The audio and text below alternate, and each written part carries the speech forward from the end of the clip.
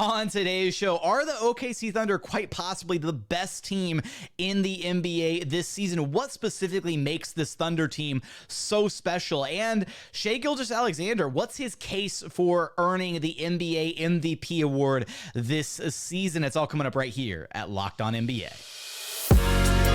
You are Locked On NBA, your daily NBA podcast. Part of the Locked On Podcast Network, your team every day.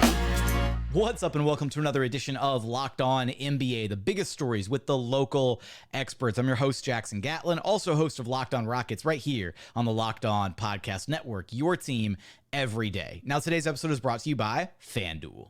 The NFL postseason is here, and there is no better time to get in on the action with FanDuel, America's #1 sportsbook, because right now new customers get $150 in bonus bets guaranteed when you place just a $5 bet. That's $150 in bonus bets, win or lose, and all you have to do is wager $5. It's that simple. The app is so easy to use, and there's so many different ways to bet, like live same-game parlays. You can find bets in the new Explore tab, make a parlay in the Parlay Hub, the best way to find popular parlays, and so much more. Right now, you can take a look at the outright betting favorites for this year's Super Bowl. The San Francisco 49ers at plus 190, the Ravens right behind them at plus 270, and then a little bit further off, you got the Kansas City Chiefs at plus 600, the Bills at plus 600, and the Detroit Lions at plus 1,000. So for all those odds and so much more, visit FanDuel.com/LockedOn to get in on the NFL postseason action this year. Again, that's FanDuel.com/LockedOn. FanDuel, official partner of the NFL. Joining us now is the host of Locked On Thunder, Rylan Stiles. You can track down wherever you listen to your podcasts or on YouTube. Just search Locked On Thunder. And Rylan, the Thunder have a pretty legitimate argument that they might be one of, if not maybe, possibly the best team in the NBA this season. They've been really dominant throughout this, almost about halfway through the NBA season at this point, 27-11, sitting a half game outside of the #1 seed in the Western Conference. They were tied there for a little bit with the Timberwolves. What makes this Thunder team so special? Yeah, I think that with this Thunder team, the only real knocks on them that people have are rebounding and their inexperience, and they can't fix their inexperience, right? They can't go back in time and get born earlier. They can't hack into Basketball Reference and add games to their games played log. So the inexperience part is what it is, and we've seen young teams have a lot of success, even in this modern era. Much less if you try to dig into previous years.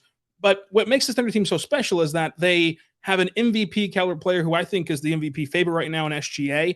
And along with him, he's flanked by 2 all-star caliber players. Now, I'm not sure that Chet or J-Dub are going to get voted into the all-star game, but they are playing at an all-star level if you really dig into their numbers and compare them to who is on the fringes of making the all-star team. And so those 2 players happen to be a second-year guy and a rookie, but nonetheless, that's what they're playing like. And so when you add those guys to the mix, plus the enhanced shooting, they spent a lot of the season being the best three-point shooting team and best free throw shooting team in the NBA. That's been all due to Chip England being brought in, and he's doing his job tremendously at overhauling a lot of these guys' shots and getting them better shooting the basketball. And then their depth. They've just got a lot deeper of a roster because Cason Wallace, another lottery pick, is able to come in, and he's being overshadowed because Chet's a rookie and all these young guys are so good. But Cason Wallace is playing rotational minutes. He's playing sixth-man level minutes as a rookie and doing so phenomenally and efficiently.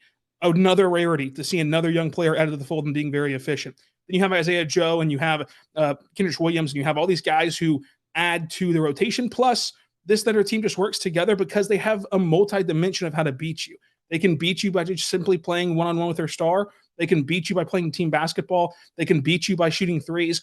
And they can beat you by getting downhill if the threes aren't falling. And so most teams are really reliant on one area.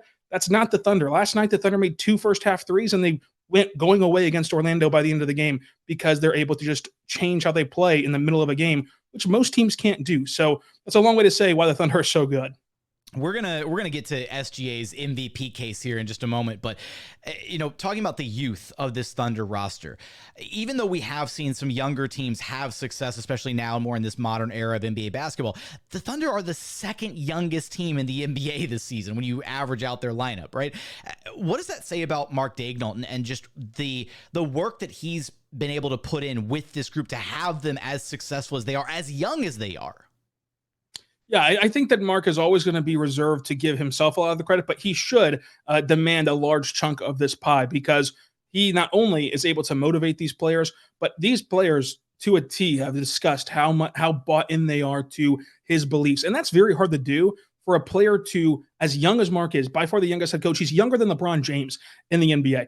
For a coach like him, who didn't play professional basketball, who didn't play high-level basketball, no offense to Mark, for him to command an NBA locker room that is filled with these guys who not only are having success, but instant-made success, they're just having success in their first 2 years and playing at MVP levels for Shai. He's an older guy than J-Dub and Chet, but still an MVP level. For them to buy into his basketball ideologies is really impressive and just kind of conveys how good Mark is at winning over an entire team. He's also really good at balancing a roster, because this Thunder team, it's not going to sound like it maybe to national fans, but they have 18 guys who they really like and who can play NBA minutes.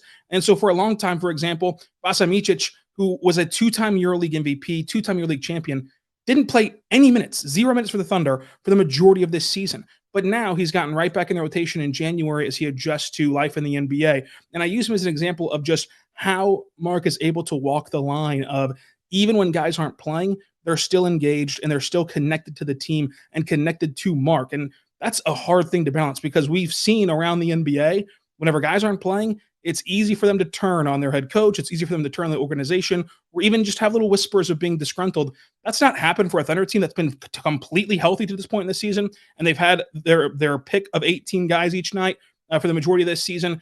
And they've had to make some tough choices on just simply not playing some talented NBA players. All right, Rylan, your case for SGA being this year's most valuable player, go. I think that what SGA is doing, scoring the basketball efficiently, is a case in and of itself, and is a case enough, because he's not shooting the ball from 3 60 times a game and getting his bread and butter that way. He's getting to 30-plus points a night by getting into the paint and scoring at the rim. And that's tough to do for a guard. And then his ability to play that way, take a beating in the trees. He's on pace to have more and ones this year than he had last year. He had a 6-and-1 game this weekend against Orlando. Like, his ability to manipulate a defense when everybody knows it's coming is what makes him so special. But this year, he's made another leap. We thought last year there was nowhere else for him to go as a player. He's that 30-point per game scorer. He put himself first-team All-NBA. And when you get to that conversation, that's kind of where you're capped out. But this year, he's added an entirely new dynamic of playmaking, which partly is due to just having better players around him who can make shots, but is also partly due to how much better he is at being a creative passer out of situations, especially when he gets caught in the air with defenses. But his ability to just force you to be wrong is huge on offense. No one can defend him. He can get you in the air at all 3 levels and make you pay for that commitment to him. But what's even more impressive for his MVP case is he plays like that high usage guy, like a Giannis, like a Luka, like any of these top tier MVP candidates. But he is dialed in defensively, leading the NBA in steals by a mile in steals. He is one of the Thunder's best defenders and best offensive players for a team who's top tier in both offense and defense in this league and has the best net rating in the league. He is the focus, and he is the sole reason why, really on both ends of the floor, because if he was a turnstile defensively, plus you had Josh Giddey, that defense would collapse. So he's needing to be a really good defender, and he's doing so even as his offensive game has to take a lot out of him because of how difficult it is for him to get to his shots. Well, not only do you have an incredible season here backing the incredible play from SGA, or vice versa, however you want to redistribute those words, because maybe I said that in a funky way. But point is, you've maybe got maybe some still voter fatigue from Jokic. Potentially, there's Embiid, in the mix as well. But I think SGA's got a very solid shot at it. Right, he's firmly at the 3 spot as far as the Kia NBA MVP ladder is concerned, at least in the most recent polling as far as that goes. But last thing for you here, Rylan, before we let you go, we've seen Sam Presti, very active at NBA trade deadlines previously, but for very different reasons with previous versions of this Thunder team. How active, if at all, do you expect the Thunder to be at this NBA trade deadline? Is there any spot on the roster? You talk about them having 18 players that they love, guys having to live with not getting minutes here and there, but is there a spot that they could get an upgrade at, to really make this team, a championship caliber threat? Not that they're not right now, but to really round out the roster before the deadline passes.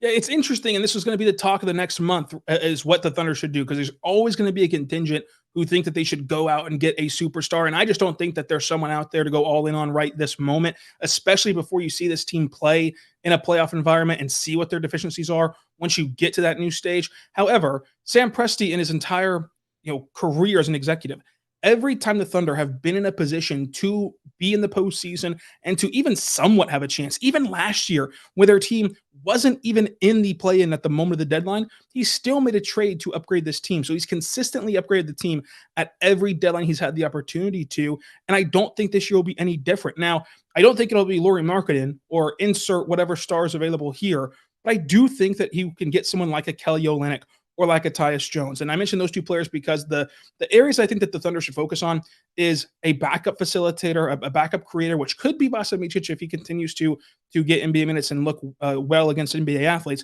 But that's also a way that you can help solidify this roster. And then also, of course, rebounding and presence down low. The thing with the rebounding is that you would kind of tell yourself, well, they should just go get a massive big man. But if you went and did that, it'd kind of be all for naught, because I don't think Mark would play that big man a lot, because he would not fit the Thunder's versatile style. So you've still got to balance in how you want to play basketball with balancing out fixing your rebounding issues. I think Kelly Olynyk is a guy who could do that. So I would mention those two names with kind of those two roles specifically of what I think the Thunder will address. I would be stunned if the Thunder make 0 trades at the deadline. Even if it's just to move Poku, who's a restricted free agent, for nothing, they're going to do something in a month. But I think that they'll improve this roster in some way in a month, and it'll really kickstart this thing for the Thunder, who should have home court advantage possibly in the playoffs, especially as it sits right now. Can Shai Gilgeous-Alexander win the NBA MVP award this year? How deep a postseason run are we looking at for this Thunder roster? And what upgrades, if any, will we see ahead of the NBA trade deadline? You'll have us covered for all of that and so much more over at Locked On Thunder. Rylan, thanks for stopping by Locked On NBA with me. Thanks for having me.